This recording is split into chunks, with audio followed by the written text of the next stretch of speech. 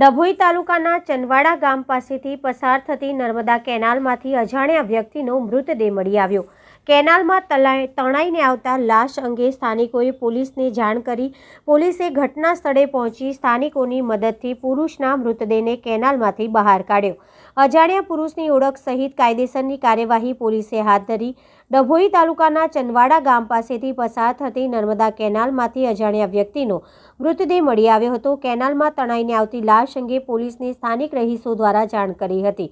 પોલીસે તાત્કાલિક ઘટના સ્થળે પહોંચી પુરુષના મૃતદેહને કેનાલની બહાર કાઢ્યો હતો। આ અજાણ્યો પુરુષ ક્યાંનો છે, કોણ છે અને કેવી રીતે નર્મદા કેનાલમાં ડૂબી ગયો હશે તેની ઓળખ સહિત કાયદેસરની કાર્યવાહી પોલીસે હાથ ધરી છે। શું થયું છે?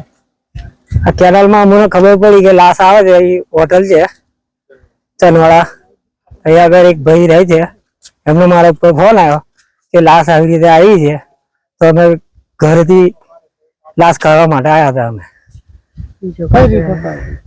કઈ રીતના કાઢી એટલે બધા ભાઈ બહેનો આવ્યા, પોલીસ આવી, દોરા બાંધીને આ ભાઈ પહેલો મેં પડ્યો, પછી આ ભાઈ પડ્યા, પછી ભાઈ બહેનો હતા એમને સપોર્ટ કર્યો અને અંગાતે બધા મળીને લાશ કાઢી બહાર।